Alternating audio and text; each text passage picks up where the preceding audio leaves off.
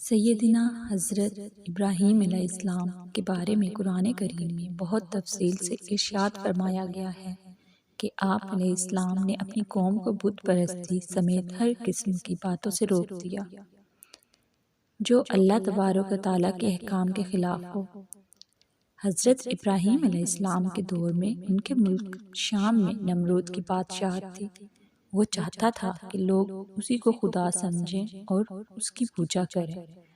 اس کے زمانے میں لوگ بہت ہی بت پرستی میں مبتلا تھے، لہٰذا انہوں نے نمرود کو خدا ماننے میں کوئی خاص اعتراض نہیں کیا۔ حضرت ابراہیم علیہ السلام نے نمرود کی سخت مخالفت کی۔ اس ہی زمانے میں حضرت ابراہیم علیہ السلام کو پیغمبری عطا فرمائی گئی تھی۔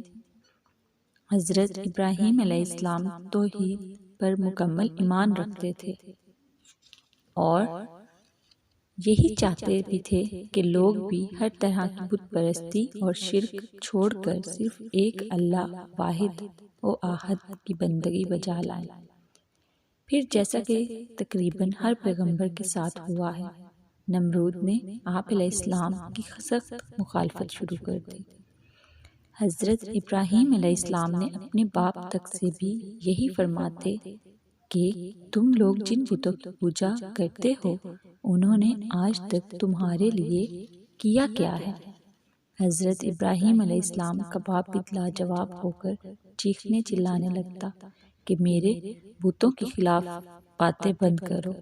پھر ایک موقع پر آپ علیہ السلام نے مندر میں تشریف لے جا کر وہاں سارے بتوں کو توڑ پھوڑ کر رکھ دیا۔ مشرکوں نے آ کر دیکھا تو یہی کہا، یہ صرف ابراہیم علیہ السلام ہی کام ہو سکتا ہے۔ حضرت ابراہیم علیہ السلام کو طلب کیا گیا تو آپ علیہ السلام نے فرمایا، کیا یہ جہالت کی انتہا نہیں کہ جس حقیقی خالق و مالک نے تم سب کو پیدا فرمایا تم لوگ اس اللہ ہی کو چھوڑ کر ایسے بتوں کی پوجا کر رہے ہو جو خود اپنی حفاظت نہیں کر سکتے؟ آپ علیہ السلام کے ان ارشادات کا ان مشرکوں کے پاس بھلا کیا جواب تھا؟ اس لیے نمرود نے فیصلہ کیا کہ آپ علیہ السلام کو آگ میں پھینک دیا جائے، اور پھر جیسے ہی آپ علیہ السلام کو خوفناک آگ بھڑکتی ہوئی آگ میں ڈالا گیا، اللہ تبارک و تعالیٰ نے فوراً ہی حکم دیا کہ آگ ٹھنڈی ہو جا، اور آگ ٹھنڈی ہو گئی اور حضرت ابراہیم علیہ السلام کو کوئی نقصان نہ پہنچائے۔